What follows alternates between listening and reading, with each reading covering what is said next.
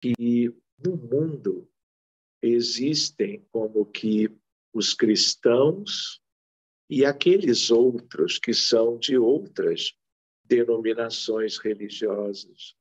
Eu gostaria de recordar com vocês que nós temos 3 grandes religiões monoteístas, além de outras muitas que são politeístas.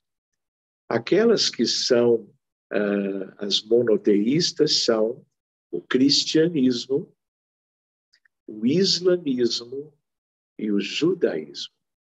E é claro, nós todos somos uma família só, mas uma família que foi como que vivendo muitas divisões ao longo da sua história.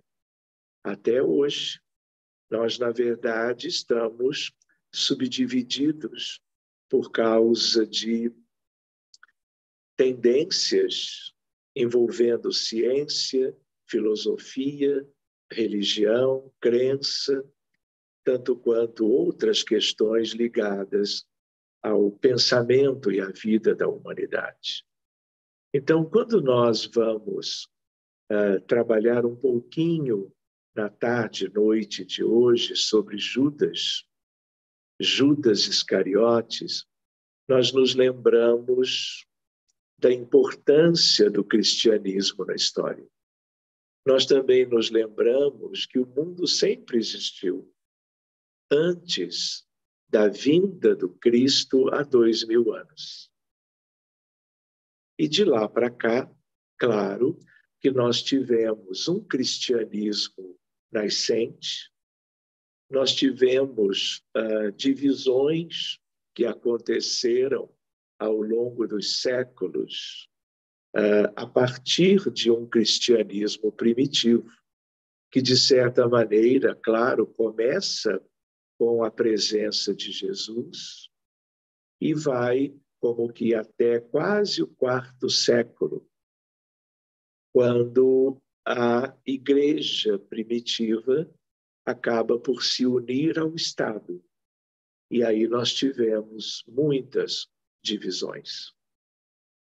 Mas tudo aquilo que nós aprendemos com Jesus, sobretudo quando ele esteve pregando às multidões, quando ele esteve, por assim dizer, na casa de Pedro, para quem ele afirmara que sobre aquela pedra ele ergueria a sua igreja. Quantos ensinamentos maravilhosos nós vamos encontrar a partir de tudo aquilo que ele pregou, de tudo aquilo que ele ensinou e de todas as vivências na casa de Pedro, apóstolo. Nós nos recordamos do livro recomendado a todos os espíritas e a não espíritas também, que é o livro Paulo e Estevão, de Emmanuel, pela mediunidade tão linda de Francisco Cândido Xavier. É ali que nós vamos encontrar uma obra fundamental que vai nos falando sobre como foram os primeiros anos do cristianismo nascente. Nós também nos lembramos com os amigos em Lisboa e nas outras cidades, eventualmente no Brasil também, que estejam conosco agora, nos acompanhando, que nós, buscando o conhecimento a partir da vinda de Jesus, nós encontramos o Novo Testamento. Existe o Antigo, claro, e existe o Novo Testamento. O Novo Testamento, ele tem a ver com os evangelhos de Mateus, Marcos, Lucas e João. Mas além dos 4 evangelhos, pelos 4 médiuns psicógrafos que foram os evangelistas, que fazem parte também do conjunto do colégio apostólico, nós vamos encontrar, além destes, compondo o Novo Testamento, o que nós chamamos de Atos dos Apóstolos, escrito por Lucas. Nós vamos encontrar as cartas ou epístolas, as cartas de Paulo, as cartas de João, na verdade, uma delas, a carta de Tiago, e nós vamos encontrar também uma carta que é ligada, obviamente, ao cristianismo, que é de Judas, mas não é Judas Iscariotes, é Judas Tadeu. Nós vamos encontrar também o Apocalipse de João. Então, quando nós trabalhamos a ideia do cristianismo, nós nos lembramos deste conjunto da chamada Boa Nova, mas especialmente o Novo Testamento. Tudo é para nós sermos pesquisadores, estudiosos, porque todos estes itens do Novo Testamento nos levam ao conhecimento de tudo aquilo que Jesus entendeu de que nós devêssemos conhecer. Por exemplo, por trás do Apocalipse de João, que muitas vezes não é buscado por nós espíritas, na sua origem está um encontro memorável de Jesus com João, evangelista, exilado na ilha de Patmos, na Grécia, já muito idoso, e ele acreditava que ele, depois de ter escrito o seu evangelho, que ele iria simplesmente um dia morrer, como qualquer um. Mas, numa altura, Jesus vai acompanhado, como que visitar João. E João era um médium extraordinário. E João percebe a figura extraordinária do Cristo, que ele, como um rapazote na época, havia conhecido. E aí, então, Jesus diz a ele claramente: João, a tua missão não terminou. João não entende, mas esse médium extraordinário, depois que Jesus se afasta, ele, Cristo, que se fizer acompanhar de um centurião, ele então planeja um novo livro e acaba por escrever o Apocalipse, que, claro, faz parte do cristianismo, de tal maneira que também é conteúdo para nós estudarmos. Não é de uma leitura e de uma interpretação fácil, mas é algo que mais dia menos dia nós todos vamos nos interessar e vamos estudá-lo, buscando para nós aquilo que Jesus, inspirando João, queria que um dia nós todos soubéssemos. Então, meus amigos, eu recordo essas questões porque elas fazem parte do nosso grande conteúdo para os estudos que nos remetem a Jesus. De um outro ponto de vista, quando nós pensamos na hierarquia dos espíritos, que compõe aquela que tem a ver com todo um trabalho individual e coletivo a bem da nossa humanidade, nós trabalhando esta hierarquia, nós nos lembramos, em primeiro lugar, não é? Do próprio Jesus de Nazaré. Nós nos lembramos de Maria de Nazaré, de José da Galileia, de João Batista, o precursor.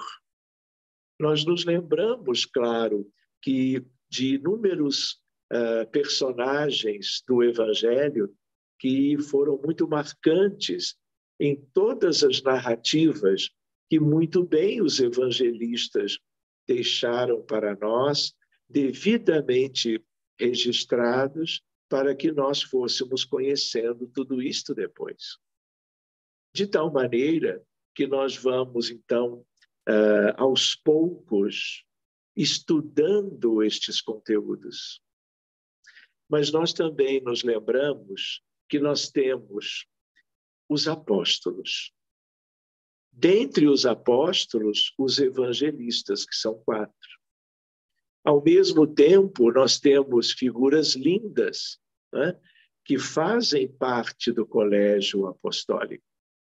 E nós nos lembramos que depois da desencarnação de Judas, Judas Iscariotes, ele inclusive foi substituído por Zaqueu. Zaqueu, ou Matias, é o 13º apóstolo. Os 12, incluindo o apóstolo escolhido por Jesus, que é Judas, que faz parte deste grupo maravilhoso de espíritos preparados para uma tarefa extraordinária a bem da humanidade. E depois, então, Zaqueu, o publicano, que também era chamado de Matias, ele vem a compor, como que preenchendo aquela vaga deixada pela partida de Judas. Além destes, nós temos como que os 72 discípulos. E nós temos, segundo Humberto de Campos, no livro Boa Nova, nós temos os 500 da Galileia. Então, reparem a ideia da árvore. O tronco da árvore do cristianismo é Jesus. Mas após ele, toda uma série de ramificações, culminando com a formação da grande árvore do cristianismo, em que nós vamos até os tais 500 da Galileia, que é um episódio lindo dentro da narrativa, é um dos capítulos da obra chamado Boa Nova. Então, meus amigos, hoje nós vamos lembrando de alguém que tem tudo a ver com Jesus, que muitas vezes foi interpretado, foi pensado como alguém que devesse ficar de fora desta árvore maravilhosa que veio para ser implantada por Jesus, sendo ele a própria raiz de tudo isto. Árvore esta para gerar os frutos abençoados do conhecimento cristão, para que as pessoas, os espíritos encarnados e desencarnados, ao longo de toda a história da humanidade, a seguir da vinda de Jesus, pudéssemos progredir naquilo que é o objetivo fundamental da existência, as aquisições das virtudes e o inerente progresso moral e espiritual de cada um de nós e da humanidade como um todo.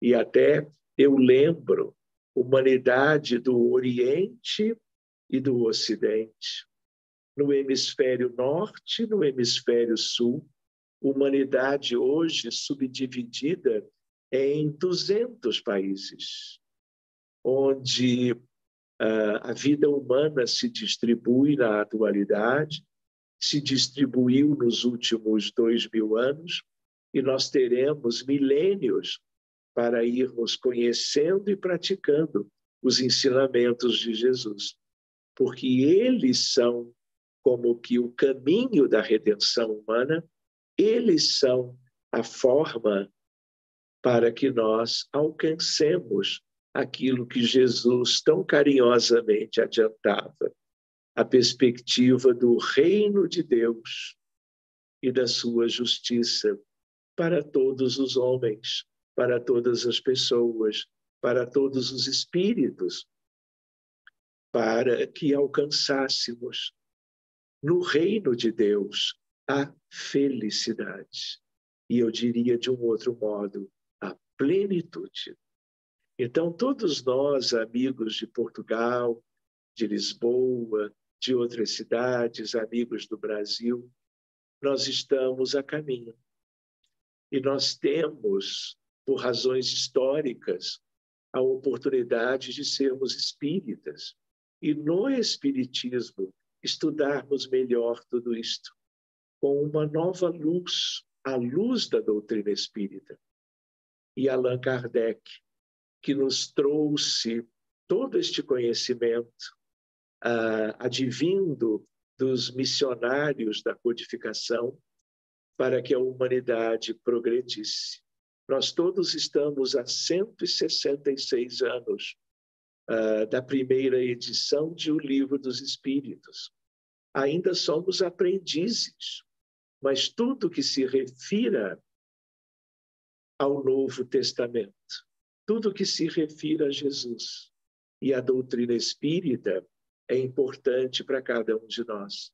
E vocês vejam que Allan Kardec, por uma razão simples e essencial, um dos livros fundamentais do Espiritismo é o Evangelho segundo o Espiritismo, porque é uma forma da espiritualidade, além de outras que ela encontrou nesses anos todos, de que nós valorizássemos o governo da vida no planeta Terra, que nós soubéssemos dele como guia e como modelo para a nossa evolução.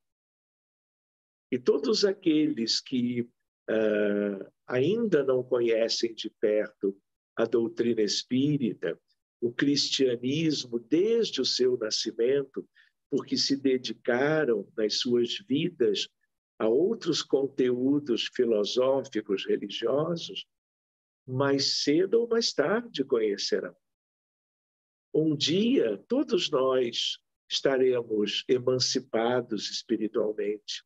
E um dos caminhos mais importantes é o caminho trazido diretamente pelo governador da terra, que é Jesus de Nazaré. Então, vamos para o nosso tema, falando e lembrando com muito carinho da figura de Judas Iscariotes. Então, aqui nós temos o slide título.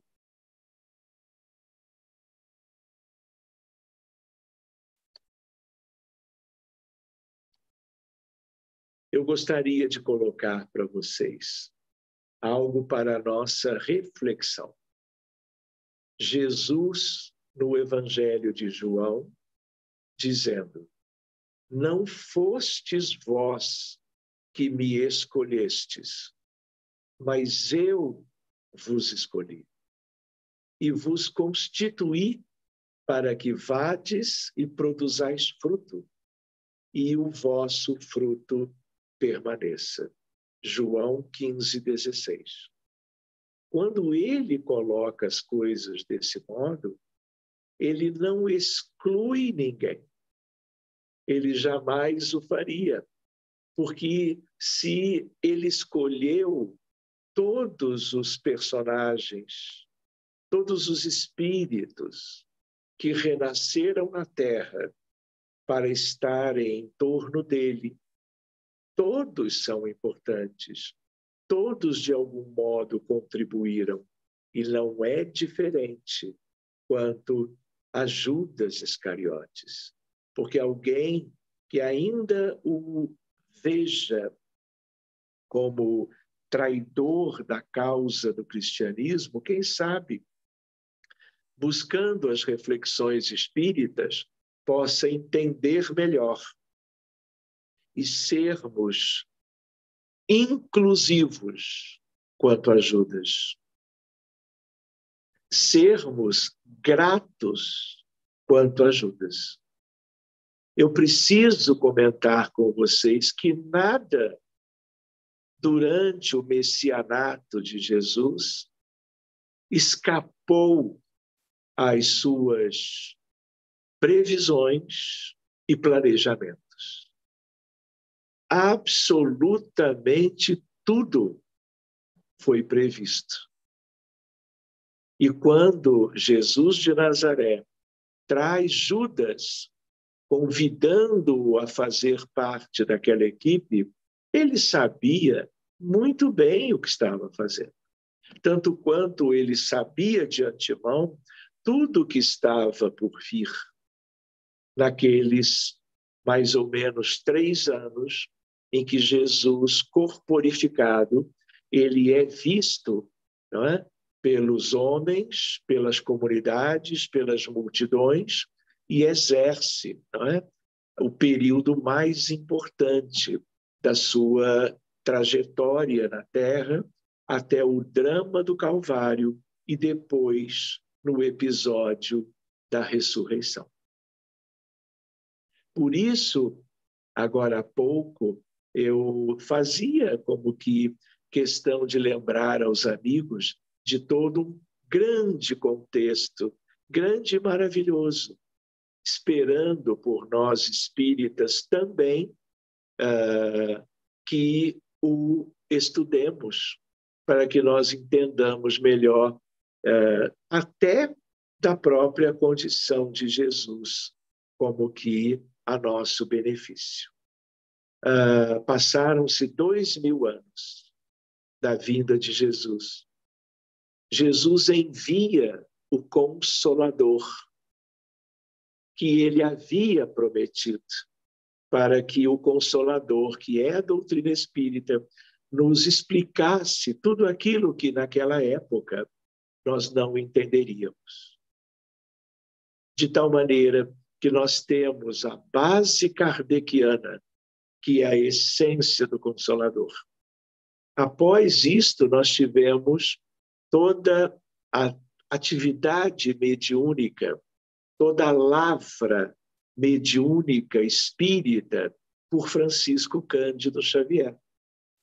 E nós estamos começando agora a buscar para apresentar a vocês, amigos, aspectos mediúnicos de lembranças e revelações que nos fazem pensar sobre o discípulo Judas Iscariotes, o discípulo escolhido, tanto quanto os outros, por Jesus. Lembremos-nos, queridos amigos, desta ideia. Então, quando nós olhamos um livro lindo, que todos devem fazer a leitura, que se chama Boa Nova, por Humberto de Campos, o autor espiritual. Nós vamos ver no capítulo 6 a ideia sobre os discípulos. E aqui na imagem nós vamos vendo Jesus na convivência tão maravilhosa com aqueles homens que estiveram ao seu lado, todos eles escolhidos por Jesus. De tal maneira que nós vamos ver algumas noções para nós sobre aqueles que estavam como que no apostolado daquela época. Então, me acompanhem, amigos. Pedro, André e Felipe eram filhos de Betsaida, de onde vinham igualmente Tiago e João, descendentes de Zebedeu. Reparem que há todo um contexto familiar. Existem irmãos entre eles. Seguindo, Levi, Tadeu e Tiago, filhos de Alfeu, parentes que eram relacionados a Maria de Nazaré, amavam a Jesus, como diz Humberto, desde a infância, sendo chamados os irmãos do Senhor. Não eram irmãos de Jesus, porque Jesus não teve irmãos dentro de uma parentela corporal. Eram, portanto, parentes de Maria, mas não irmãos de Jesus, nem filhos dela, à vista de profunda afinidade. Levi, Tadeu e Tiago. E aí ele fala de Tomé. Tomé descendia de um pescador de Dalmanuta, e Bartolomeu, de uma família laboriosa de Canaã, da Galileia. E ele lembra, no mesmo capítulo, Simão, o zelota, era pescador de Canaã. Então, reparem, ele faz no capítulo do livro um retrospecto sobre os apóstolos. E aí ele diz, no final, a ideia de que, para nós nos lembrarmos, de que somente um deles, só um pouquinho,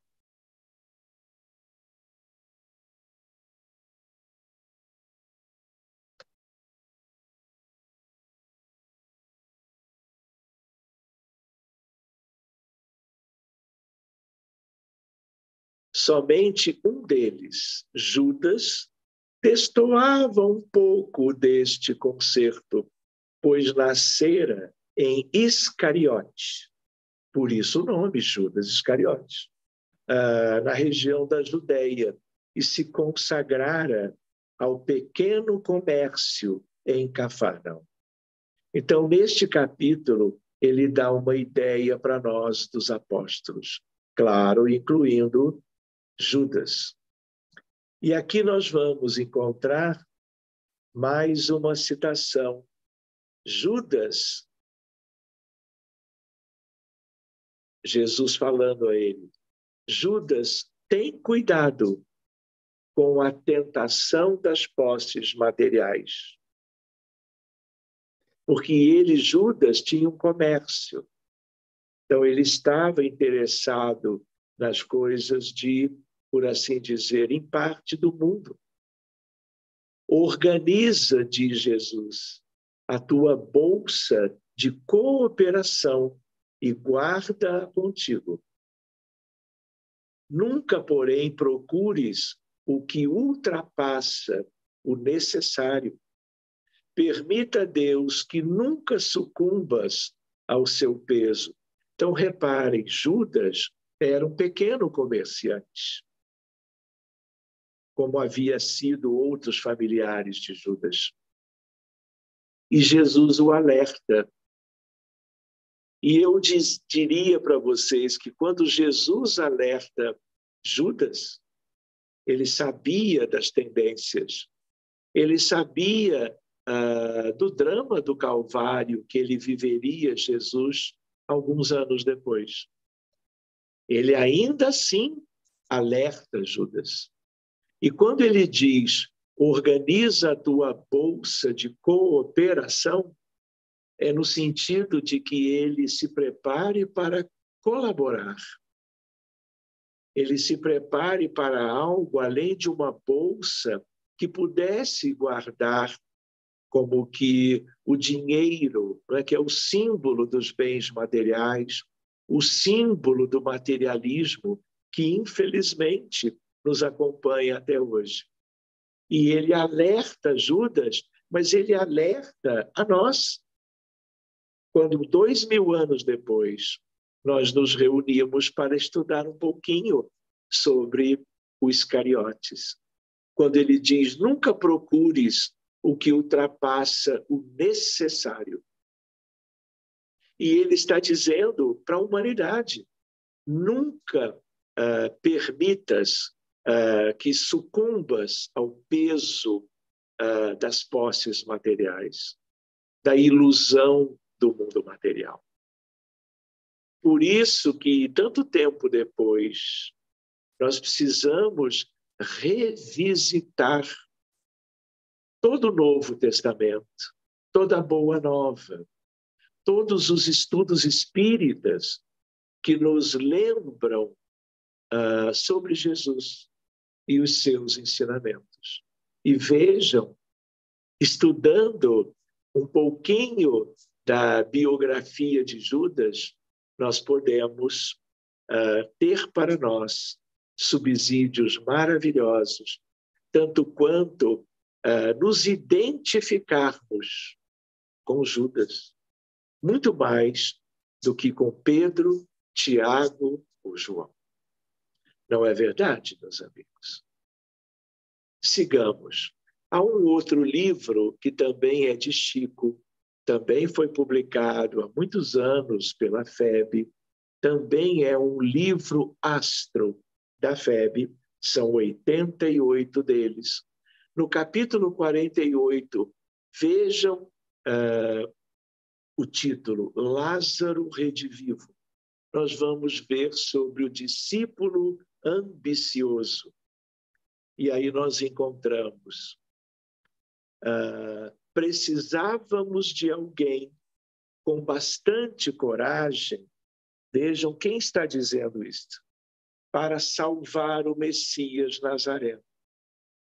Agora é Judas explicando aos demais apóstolos e discípulos o que ele tinha em mente naquela época. Precisávamos de alguém com bastante coragem para salvar o Messias Nazareno, porque ele acreditava que Jesus, a quem ele tanto amava muito mais do que nós poderíamos imaginar como os cristãos da atualidade. E ele se preocupava. E aí ele também escreveu: tentei abordar indiretamente outros, porém todos eles, ao que me pareceu, são esquivos e indecisos. Ele queria alguém com toda uma ênfase nas suas decisões. Seguindo, num outro trechinho, creia, porém, que o seu gesto, anuindo aos nossos propósitos, apressará a vitória do Messias, conferindo elevados títulos aos seus companheiros. Então, a ideia era de que ele queria que Jesus fosse vitorioso. Ele tinha receio de que, com toda a simplicidade e humildade de como Jesus se apresentava aos convivas, que Jesus seria maltratado, Jesus seria preterido. E ele queria muito, vejam, que Jesus fosse vitorioso para que o cristianismo prevalecesse. Ele nunca quis trair Jesus no sentido de algo enganoso, de algo com vileza, jamais, porque ele era escolhido também, como os outros, por Jesus. Quando nós olhamos o capítulo 24, de volta ao livro Boa Nova, nós vamos ver o título do capítulo 24, A Ilusão do Discípulo. De tal maneira que, ali está, não achas que o mestre é demasiado simples e bom para quebrar o jugo tirânico que pesa sobre Israel, abolindo a escravidão que oprime o povo eleito de Deus? Olha como ele pensava. Ele sabia daquela realidade histórica. Aquilo tudo era algo muito complexo, em que havia forças titânicas que, de certo modo, lutavam umas com as outras. E Israel estava sob domínio, sob jugo do império. E ele achava que Jesus não conseguiria prevalecer, porque ele entendia que era como que um conflito entre forças demasiadamente intensas. E aí ele também diz: poderemos esperar renovações sem o interesse dos homens poderosos? E aqui qual é a ideia? Ele sabia da vontade de Jesus quanto à renovação dos hábitos, do conhecimento, da essência da vida. Mas ele achava que, para que houvesse um enfrentamento, as forças junto a Jesus tivessem que ser compatíveis. E ele achava que sem os homens poderosos isso não seria viável. E ele vai adiante e também refletia. E aí Humberto de Campos e Emmanuel vão ao passado durante o trabalho de Chico Xavier e voltam à história e trazem para nós os elementos daquela história longa e importantíssima que marcou a humanidade para sempre, referente a Judas Iscariotes. O evangelho somente poderá vencer com o amparo dos prepostos de César ou das autoridades de Jerusalém. Era o que ele acreditava. Por isso ele foi como que inadvertidamente, de certo modo, ou apesar da advertência de Jesus, ele foi como que elaborando uma maneira, mas visando sempre que Jesus prevalecesse. Não só no sentido de que Jesus tivesse vida longa, óbvio, mas também que os ensinamentos de Jesus, junto dos quais Judas, claro que se afinizava, de tal maneira que ele articulou à moda do que ele acreditava fosse o melhor. Nunca pensando em prejudicar a ninguém, muito menos a Jesus, a quem ele tanto amava. Muito bem, seguindo adiante. Jamais vi Jesus interessado em conquistar a atenção dos homens mais altamente colocados na vida. Só observei leprosos e cegos, pobres e ignorantes. Então, Judas achava que, desse modo, Jesus não conseguiria vencer como que a luta entre as partes, colaborando para o êxito de tudo aquilo que ele, Judas, tanto reconhecia de maravilhoso dos ensinamentos do Senhor Jesus. E aí ele reflete: precisamos impor a figura do Messias às autoridades da corte provincial e do templo. Esse era o pensamento de Judas. A bem de Jesus e dos evangelhos. Por último, não seria melhor apressar o triunfo do cristianismo?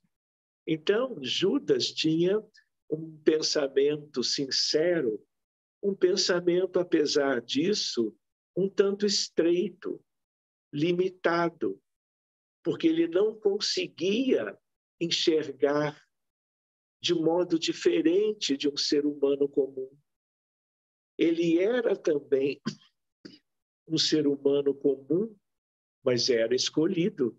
Comum no sentido de que, tendo corpo de carne, ele tinha limitações, como todos temos quando nós estamos reencarnados na vestimenta física, numa época qualquer, em qualquer região da Terra. Não é verdade? Então, reparem o quanto a espiritualidade do Consolador, através de Chico Xavier, vai buscar o pensamento de Judas há 2000 anos, para que nós hoje conhecêssemos melhor o discípulo escolhido por Jesus. Todos foram, mas Judas também foi.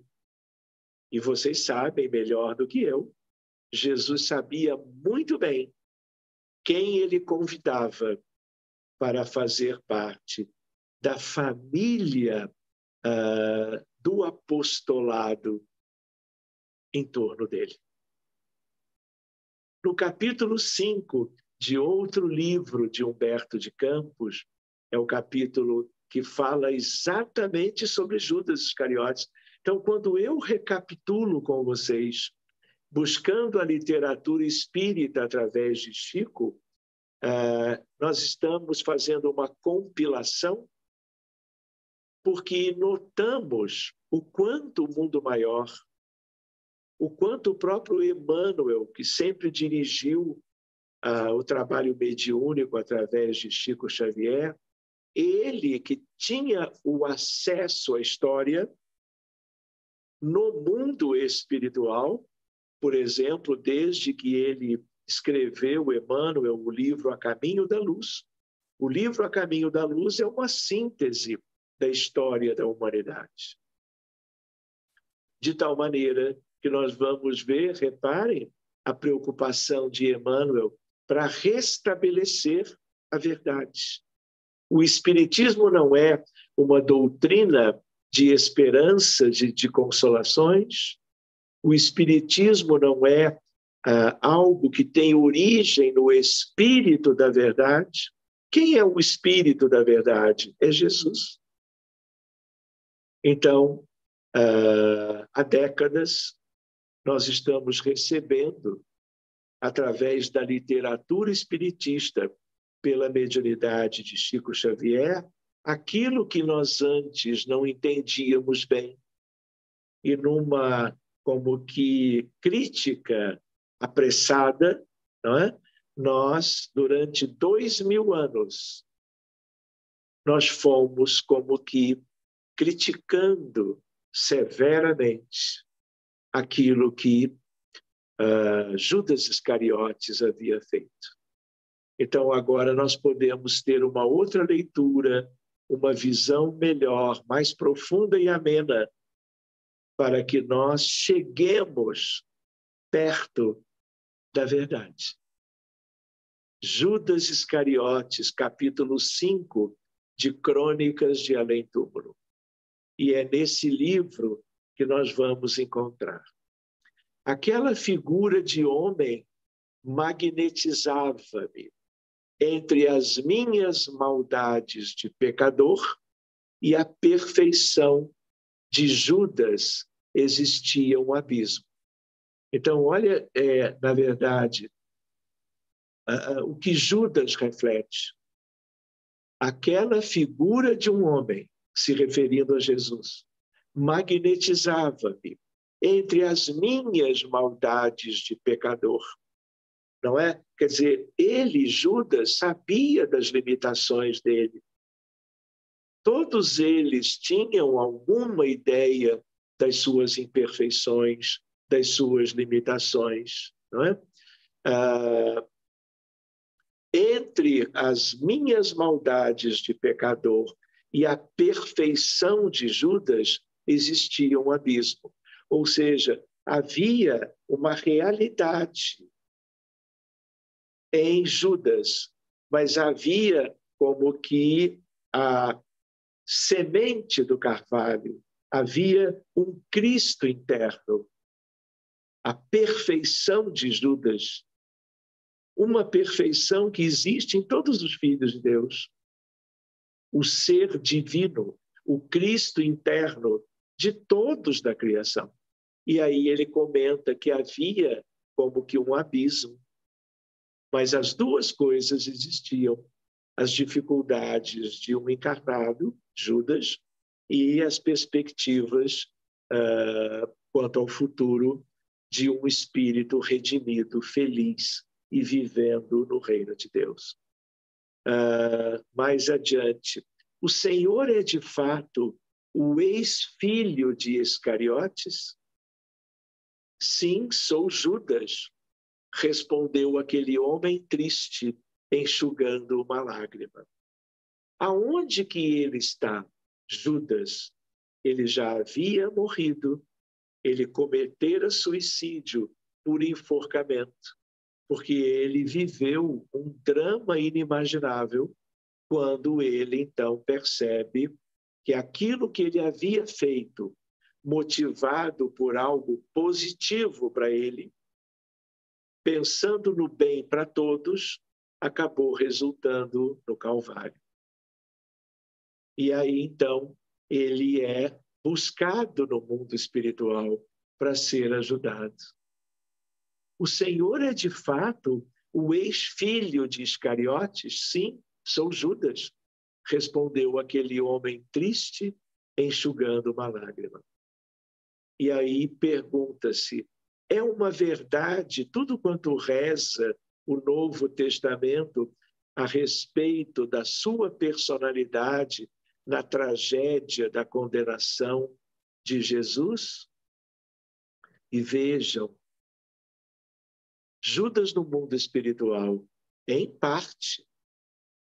Os escribas que redigiram os evangelhos não atenderam às circunstâncias e às tricas políticas que, acima dos meus atos, predominaram na nefanda crucificação.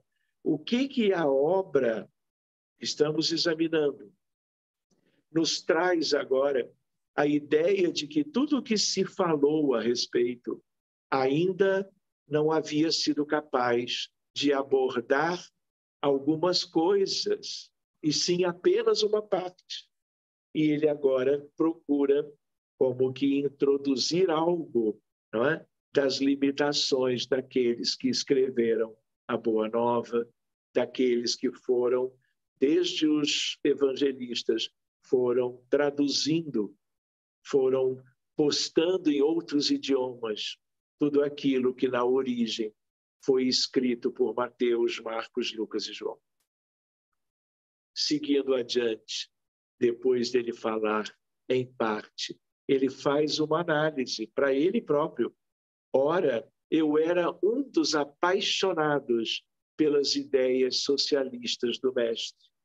Porém, o meu excessivo zelo pela doutrina me fez sacrificar o seu fundador. Nós precisamos trabalhar este tema. Nós não podemos continuar crucificando Judas, imolando-o como sendo como um culpado em relação a tudo aquilo que aconteceu e que foi sendo trabalhado pela cristandade de uma maneira, por um lado, adequada, por outro lado, inadequada. Porém, o meu excessivo zelo pela doutrina, olhem, ele, no mundo espiritual, confabulando com um determinado espírito, fazendo um retrospecto de tudo aquilo que aconteceu e da sua participação há 2000 anos, quando daquele cenário todo que, em parte, apenas em parte, nós temos conhecimento. Acima dos corações, eu via a política, única arma com a qual poderia triunfar. E Jesus não obteria nenhuma vitória com o desprendimento das riquezas. E ele era algo mais chegado às questões comerciais, às questões do materialismo daqueles tempos extraordinários, quando da escolha de Jesus para estar materializado na Terra. Seguindo, planejei então uma revolta surda, como se projeta hoje em dia na Terra, a queda de um chefe de Estado. O mestre passaria a um plano secundário e eu arranjaria colaboradores para uma obra vasta e enérgica, entregando, pois, o mestre a Caifás. Não julguei que as coisas atingissem um fim tão lamentável e, ralado de remorsos, presumi que o suicídio era a única maneira de me redimir aos meus olhos. De tal maneira que ele também não era inconsciente. Vocês imaginem o remorso, o arrependimento, o sentimento de culpa deste querido irmão, a partir de tudo aquilo que ele acompanhou durante o drama da cruz. E ele acreditava, ele não era um suicida, como muitos, infelizmente, são. Na verdade, era uma forma dele se redimir, não é? Como que comprometendo aquela sua existência. Seguindo adiante mais um pouquinho, depois da minha morte trágica, submergi-me em séculos de sofrimento, expiatório da minha falta. Séculos, amigos. Sofri horrores nas perseguições infligidas em Roma aos adeptos da doutrina de Jesus. Eles sofrendo do outro lado, vendo os cristãos novos sendo espezinhados e levados aos circos de Roma e morrerem a partir de serem devorados pelos leões famintos. Sofri horrores nessas perseguições aos adeptos de Jesus e as minhas provas culminaram em uma fogueira inquisitorial, onde, imitando o mestre, fui traído, vendido e usurpado.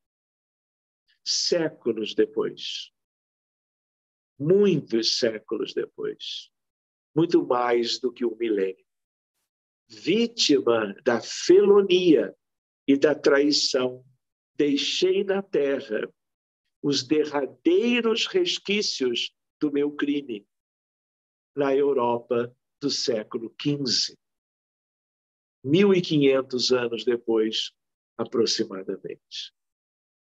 Ele volta para viver um drama extraordinário. E não sei se todos vocês conhecem, mas Joana de França, Joana d'Arc e Judas Iscariotes são absolutamente o mesmo espírito.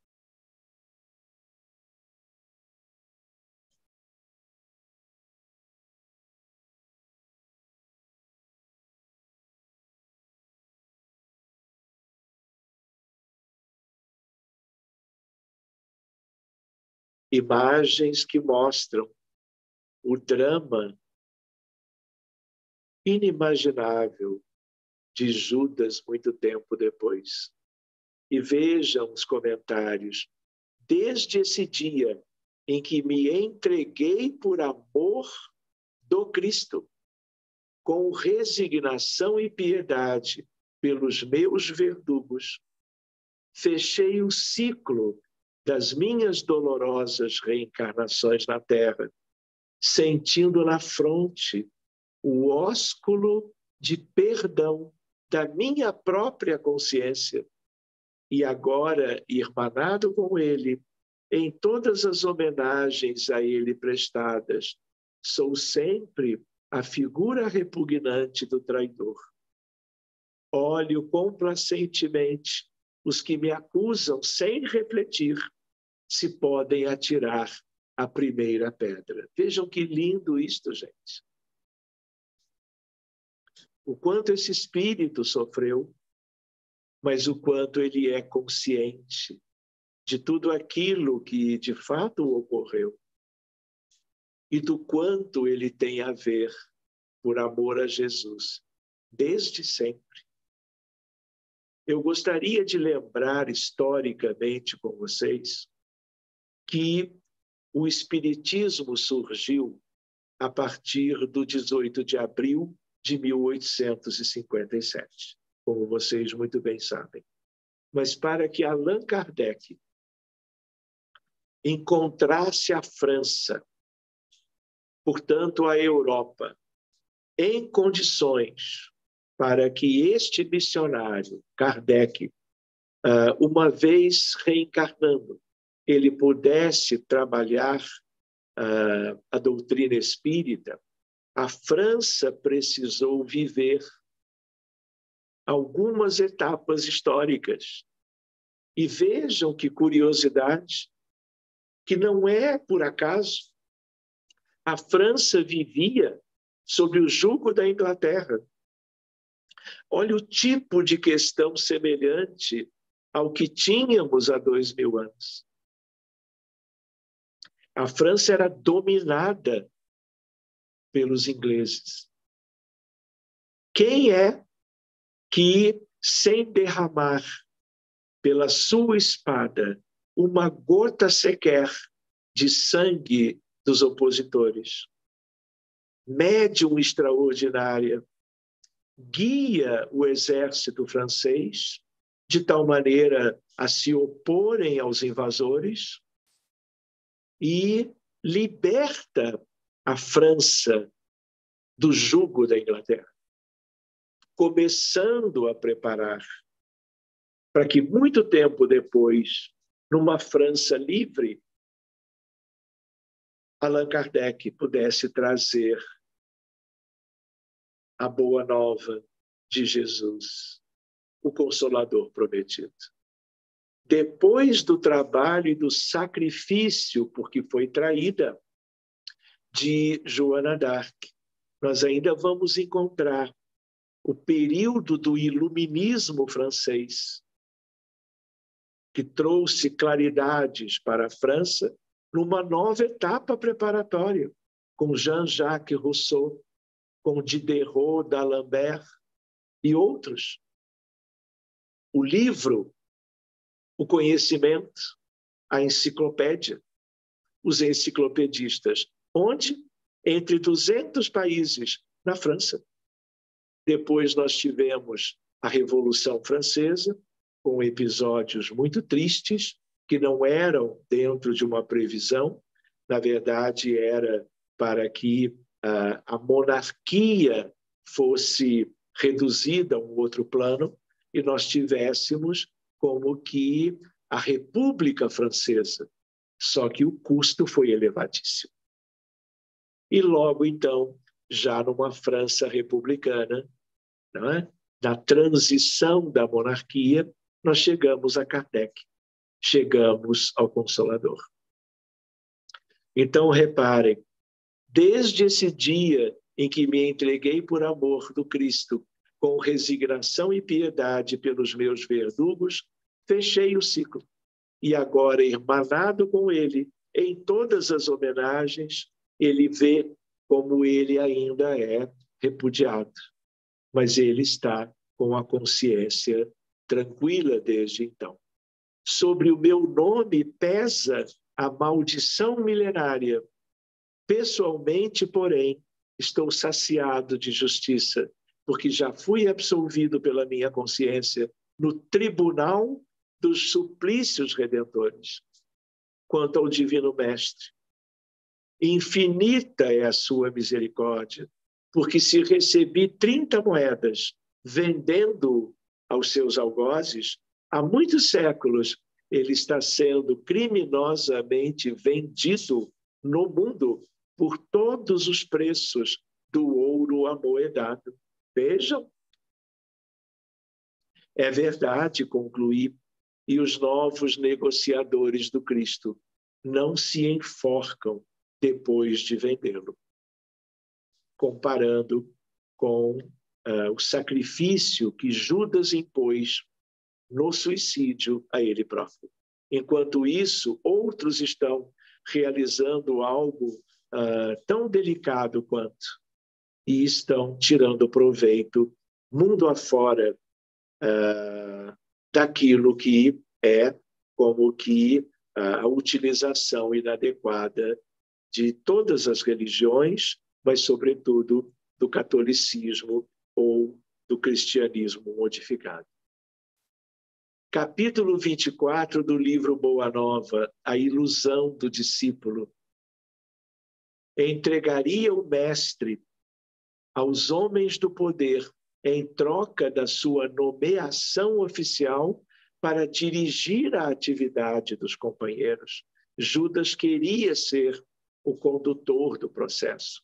Teria autoridade e privilégios políticos. Satisfaria as suas ambições aparentemente justas, com o fim de organizar a vitória cristã no seio do seu povo. Depois de atingir o alto cargo, libertaria Jesus. Mais adiante no capítulo, Judas amava o Messias e esperava ansiosamente o instante do triunfo para lhe dar a alegria da vitória cristã através das manobras políticas do mundo. A sua intenção era uma intenção muito clara. Seguindo adiante, nos preparando para a finalização. No capítulo 35 do livro Pontos e Contos de Vários Espíritos, nas palavras do caminho, vejam: Senhor, podemos voltar para Jerusalém a fim de os receber à vossa vontade e cumpri-la? Não, Tiago, respondeu o Cristo, doce e firmemente. Não vou agora. Sigo em missão de auxílio a Judas. Vejam isto, algo desconhecido dos cristãos. E sem acrescentar coisa alguma, continuou a excursão solitária em sublime silêncio. Nessa noite, o velho Tiago insulou-se na comunidade e, tomando os pergaminhos, começara a escrever sua bela carta ou epístola à cristandade. Ele anotou em lágrimas suas famosas considerações sobre a língua humana. Vejam em Tiago a terceira epístola contra a intemperança da linguagem. Aquele que não peca no falar é realmente homem perfeito, capaz de refrear todo o corpo. Com a língua bendizemos ao Senhor, nosso Pai, e com ela maldizemos os homens. Da mesma boca provém bênção e maldição. Ora, tal não deve acontecer, meus irmãos. Essa questão dúbia, ora uma coisa, ora outra, é uma carta de Tiago. E, por último, no capítulo 12 do livro Palavras de Vida Eterna, Emmanuel, perante Jesus. E quase todos nós, analisando o gesto de Judas, incriminamo-la em pensamento. Por que teria tido a coragem de vender o divino amigo por 30 moedas? Entretanto, bastará um exame mais profundo em nós mesmos, a fim de que vejamos a nossa própria negação à frente do Cristo. Se nós pensarmos bem, de modos distintos, ao longo de 2000 anos, nós estamos como que fazendo do mesmo.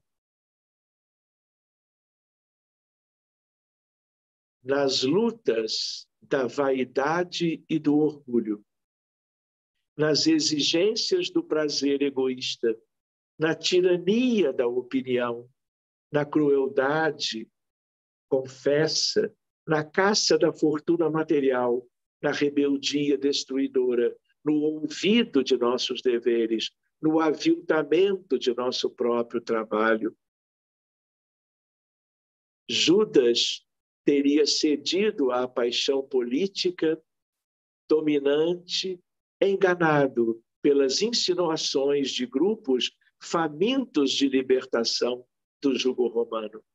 E apenas depois da desilusão dolorosa e terrível, teria assimilado toda a verdade. Mas nós, em quantas existências e situações tê-lo-emos vendido no altar do próprio coração ao preço mesquinho do nosso desvairamento individual.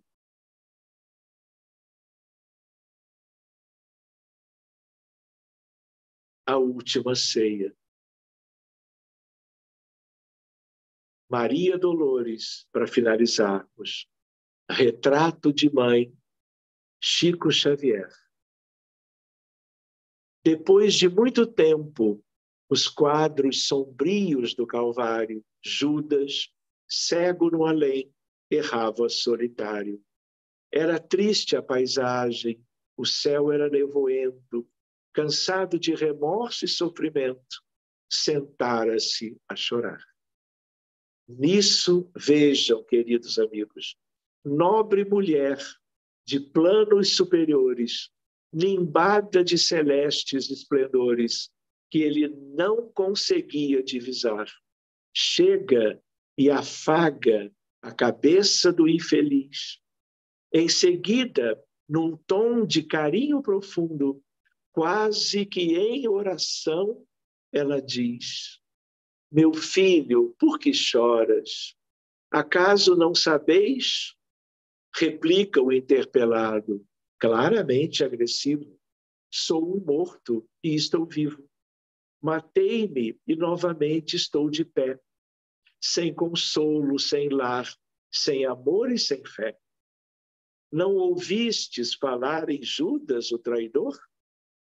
Sou eu que aniquilei a vida do Senhor. A princípio, julguei poder fazê-lo rei, mas apenas lhe impus martírio, sangue e cruz.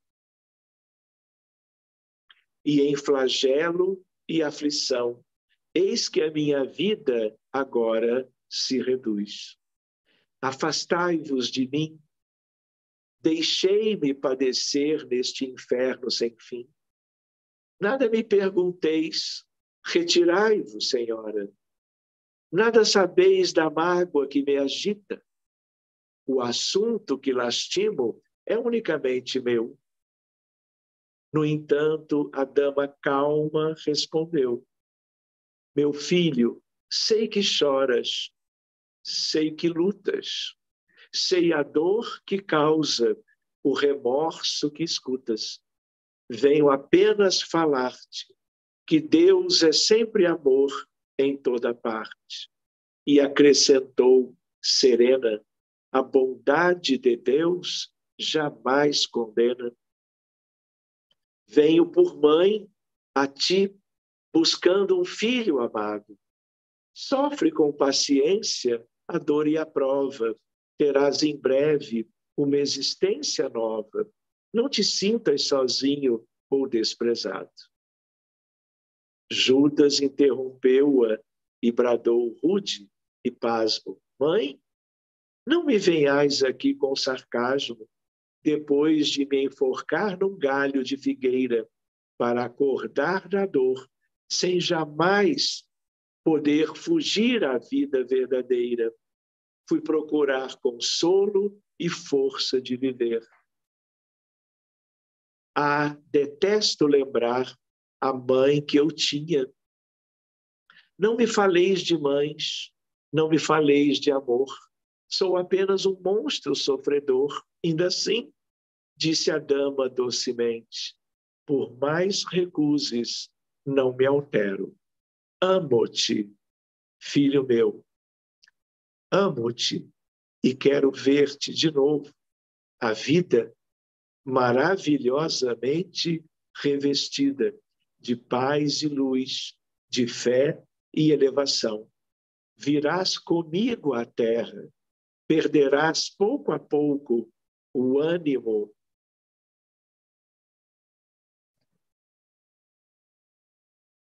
Só um instantinho. Perderás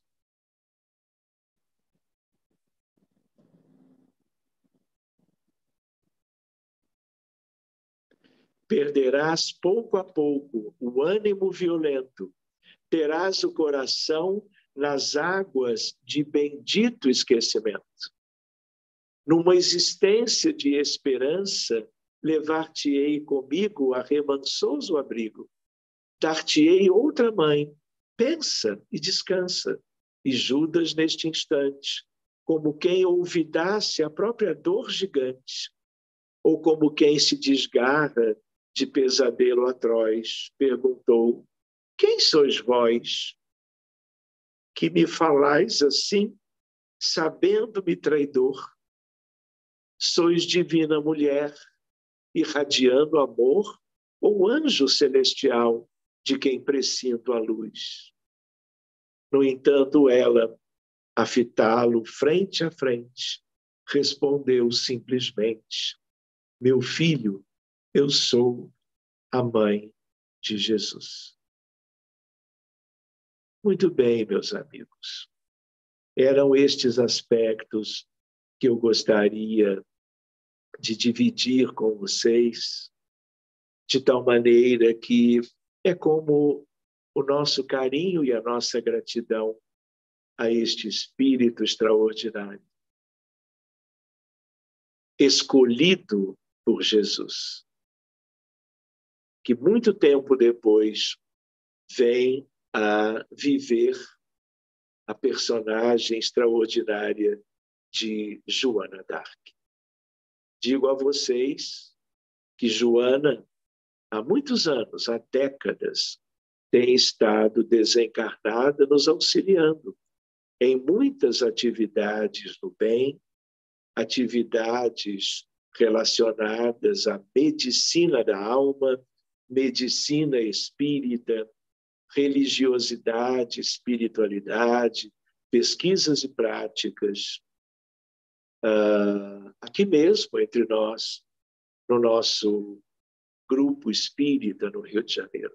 E assim como ela está conosco, ela está dividindo seu amor por muitos e muitos em Portugal, no Brasil e pelo mundo todo. Eu agradeço imensamente a oportunidade de estar com vocês numa tarde de sábado, dia 13 de maio, justo como que, pelo menos no Brasil, na véspera do domingo, Dia das Mães. Todos os países, culturas, têm os seus dias consagrados às mães. E que coisa boa lembrarmos também, além de Judas e do Cristo, de Maria de Nazaré, quando estamos homenageando as mães da humanidade. Muito obrigado, meus amigos.